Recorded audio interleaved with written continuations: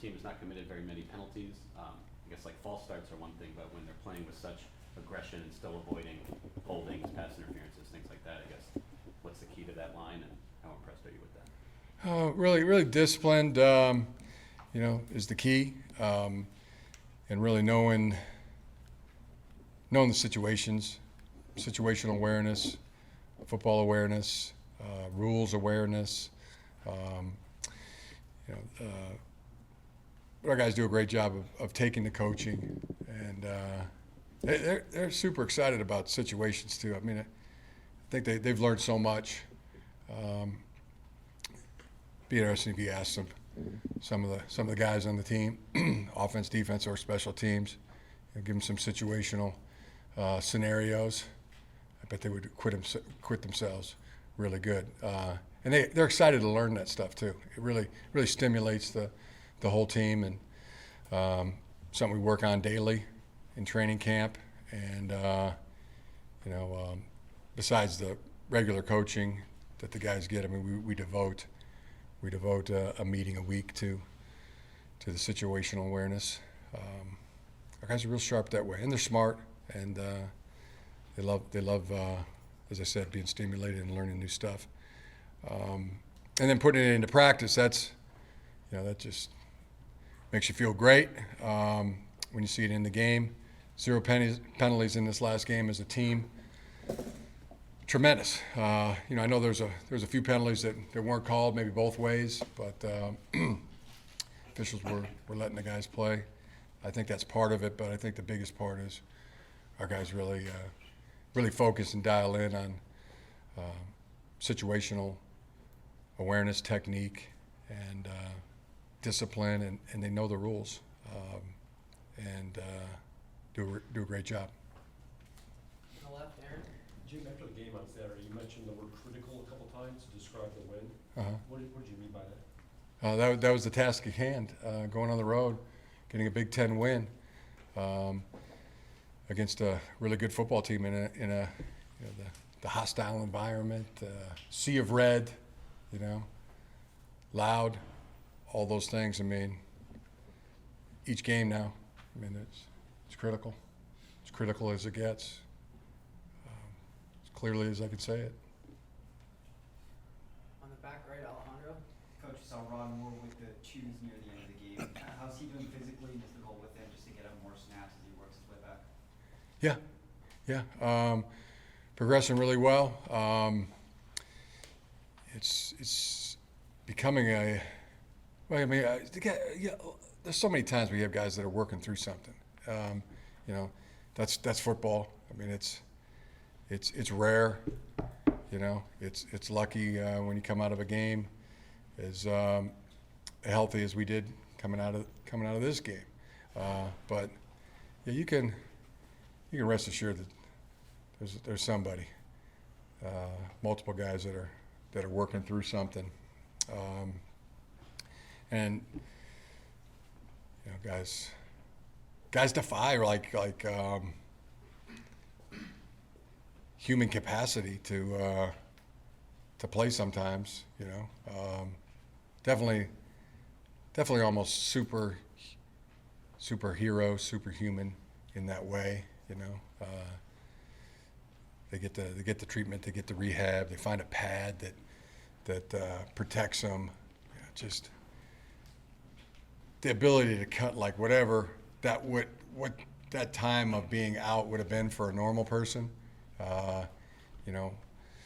Football players just seem to have that ability. Some even more than others. I mean, Mike Samerstow right now. I mean, it's freaky. It's freaky in that way. The Green brothers are like that. I think I was like that.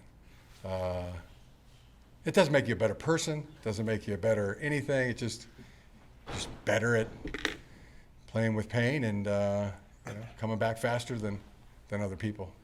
That's the only thing that really makes you better at than somebody. But not saying we're better than people. Just better at playing with pain.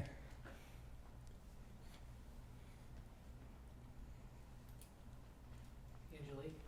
Jim, do you envision sticking with that starting lineup on the offensive line with Ladarius Well, Miles is working through something, and he's playing. He's shown to be, great player, team player, unselfish guy. But, gosh, I mean, so's Trente, So's Andrew Gentry, Jeff Percy. I mean, there's just so many good guys in there, right? That just want to see them out there. I mean, we do a thing with the defensive line, a rally group, where I'm not, maybe haven't really done anything quite like that on the offensive line, but in spots, perhaps, a rally guy goes in and he's fresh and he's good. Can we use that to our advantage? I think we really have to explore that and look at that. As I said, especially with Trente and Miles will be the same. LD and Keegs probably played the best of any of our two offensive linemen, and in a group that was really, really good in this game, one of our best. You've mentioned unselfishness a few times too. Can you coach that, or how does that develop in a team? Yeah, it's